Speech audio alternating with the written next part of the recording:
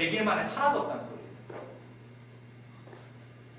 그래 또 조금 더 보태자면 이게 후투족이 투치족을 상대로 한 어떻게 보면 민족 학살이었는데 투치 성인 남성의 70%가 사라졌다고 보시면 돼요. 이런 사태가 계속 발생을 하고 있고요. 저기 94년에만 있었던 건 절대로 아닙니다. 이게 2016년 사망자가 발생한 분쟁 사태예요. 아프리카에. 생각보다 되게 많죠. 그죠? 우리가 전에 듣는 건 저 중에 1%나 될까요? 사망자가 발생한 그 사이즈가 이제 사망자 숫자와 이제 비례해져서 커지는 건데, 보면 저 소말리아에 굉장히 집중이 많이 되어 있는데, 그거 말고도 이제 저 시리아, 리비아, 이집트 이쪽에도 보이고, 그다음에 콩고, 그 사람들이 그렇게 한동안 많이 했던 조세프 코니, 그다음에 콩고 내전 이런 데서 아직도 분쟁 사태가 지속이 되고 있습니다. 또 이게 얼마나 대단하냐? 2016년 1월, 2월 2달 동안 발생한 분쟁 관련 민간인 사망자 총 숫자가 이것도 굉장히 conservative estimate라고 해요. 그러니까 아주 보수적으로 계산했을 때 8,147명.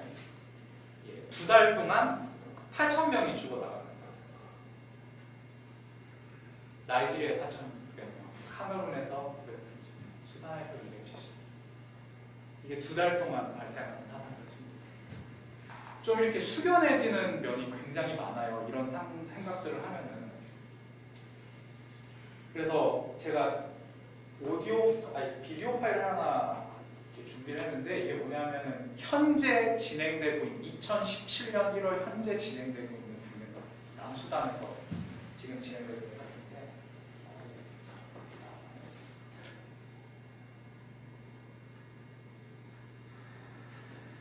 They come in twos and threes, in family groups, crossing every day over unofficial borders. In 6 months, slowly but steadily, war in South Sudan has created more refugees than Syria or Iraq has in a year. Many have lived rough for months and walked days to get here to escape the civil war. They are killing people, sleeping with wives, stealing. They are not shooting you, they cut with you with a knife.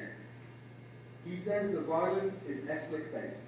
The UN has warned there are signs it's heading towards genocide. This is one of the many crossing points on the border between Uganda on this side and South Sudan, where these ladies are coming from. Since July, every single day, on average 2,500 people have moved into Uganda. That means in that short space of time, there are 340,000 new refugees. Within 36 hours, they're transported here. Bidi Bidi has gone from a small village to one of the world's biggest refugee camps in less than 6 months. 250,000 people in 250 square kilometres. Everyone's given a plot of land, but water is in short supply.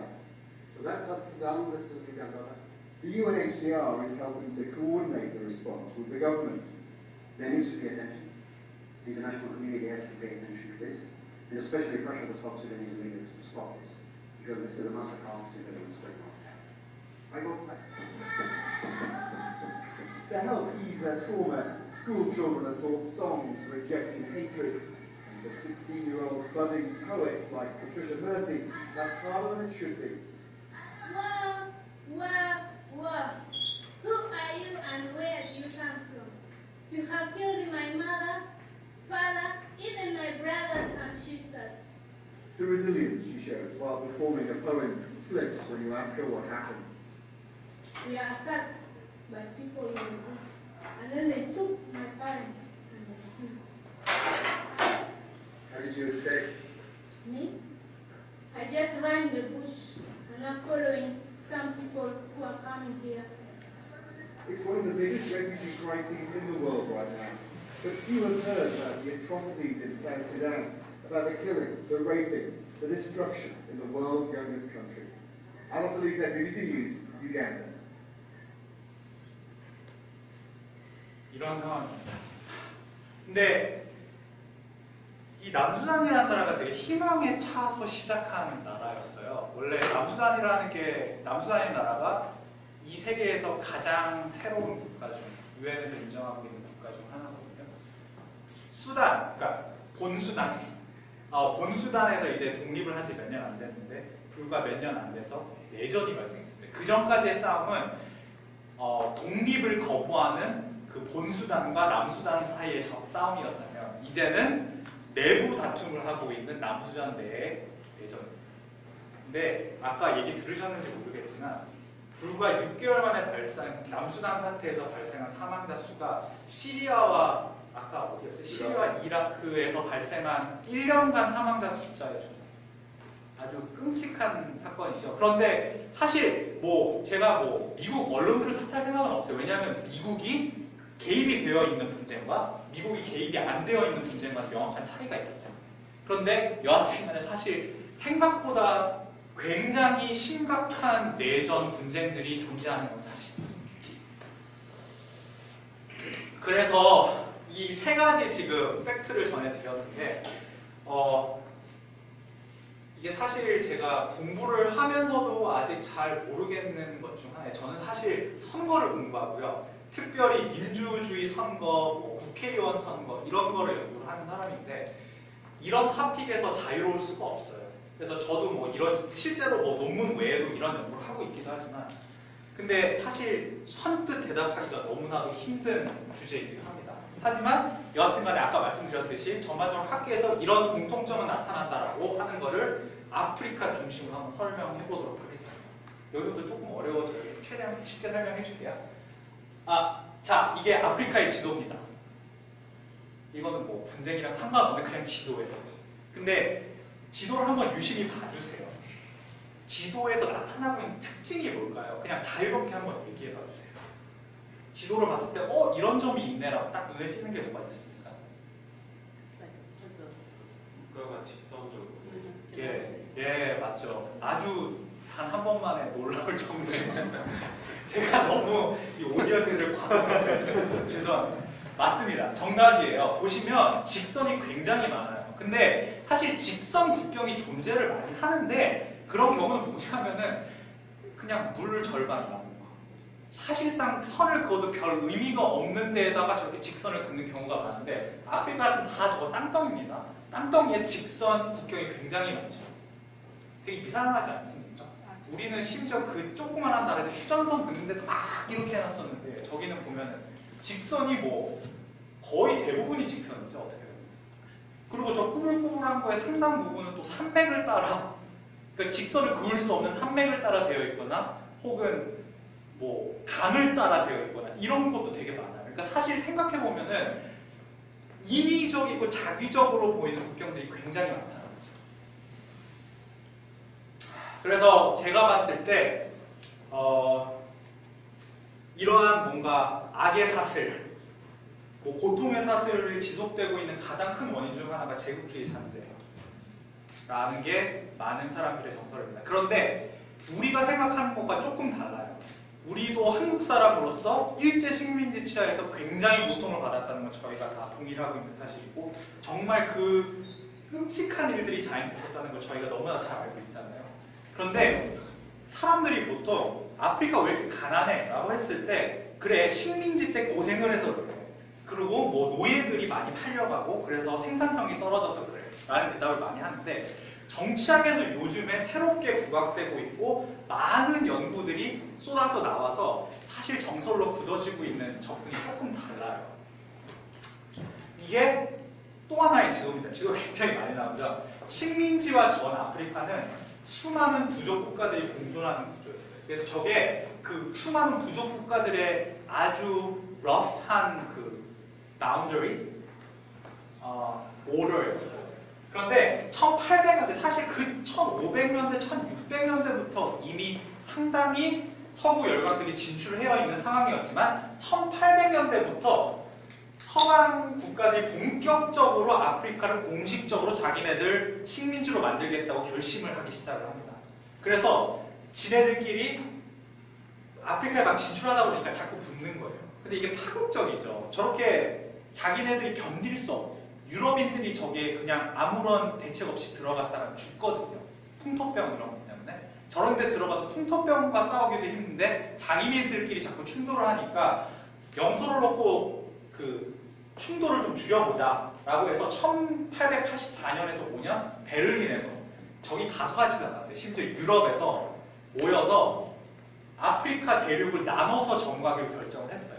그러니까 정말 뭐 실제로 그렇진 않았지만 사실상 아프리카를 딱 보고 자로 찍찍 그었다고 생각을 하시면 조금 과장된 표현이긴 하지만 크게 다르지 않습니다.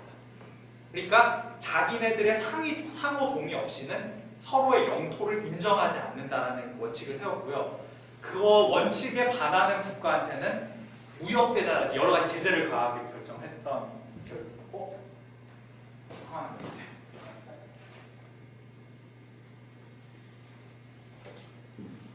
그래서 땅 따먹기의 결과 1880년대에 저렇게 보였던 것이 1913년대에 저렇게 변했어요.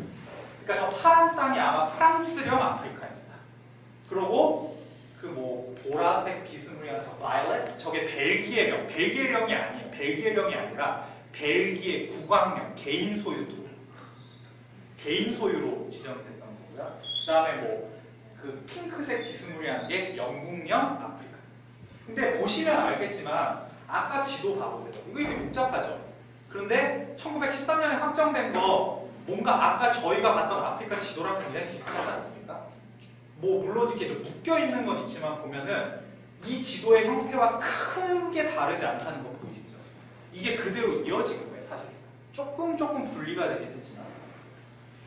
그러니까 자의적으로 이렇게 국경을 그어서 나눠서 땅 따먹기를 한 거예요. 어떻게 보면은 뭐 굉장히 이게 근데 직관적으로 이게 도대체 지금 오늘날의 현실과 무슨 상관이라는 소리야?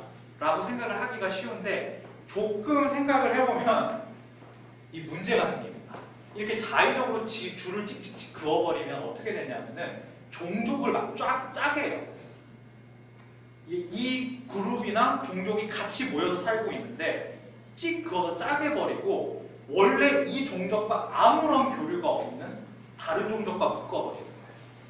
그래서 보시면은 지금 파랗게 색칠되어 있는 게 잘린 국가들이에요. 그러니까 종족들이 나눠진 국가들. 그다음에 흰 영역들이 종족들이 나뉘어지지 않은 데인데 사실 저게 큰 의미가 없는 게 결과적으로 보면은 나뉘어지지 않았더라도 그 나라에는 굉장히 이질적이라고 볼 수 있는 종족들이 함께 묶여서 살게 돼버리는 결과가 납니다. 이게 왜 문제가 되지 이게 짐작이 가시죠? 상호교류가 없거나 서로 호전적인 관계 부족들을 묶어 놓으면서 정치, 경제 영역을 공유하게 만드는 거예요. 국가 공동체라는 아주 인위적인 단위를 만들어서 니네 같이 살아 라고 얘기를 해버리는 거죠. 문제는 뭐냐면은 너무 이질적인 거예요. 그러니까 종족이라고 하면 미국은 아까 인종 문제 얘기했었는데 영어 쓰잖아요. Official language is English. 그렇죠? 그런데 이 부족들은 다 부족어가 따로 있어요. 그리고 못 알아듣습니다. 서로. 많은 경우에 비슷한 경우는 있지만 못 알아듣는 경우가 태반이에요. 그리고 못 알아듣는 언어 사람들을 묶어놓고 니네 같이 살아 라고 하는 격이 돼버리는 거죠. 서로 심지어는 반감이 있었던 부족끼리도 묶어놓고 니네 이제부터는 한 나라를 구성해서 같이 살아요 라고 얘기를 해버리는 거예요. 그러다 보니까 많은 경우에 그런 부족 간의 갈등이 본격적으로 격화되기 시작합니다. 이게 어마어마한 결과를 초래해요. 나중에 이제 제가 넘어가면은 인종 문제와 이게 어떻게 엮여 있는지 설명을 드립니다. 그런데 일단 이제 프리뷰 정도로 생각을 하시면 좋겠고요. 다음 화면 넘어가겠습니다. 제국주의 잔재 2. 식민지가 이건 노예의 문제가 아닙니다.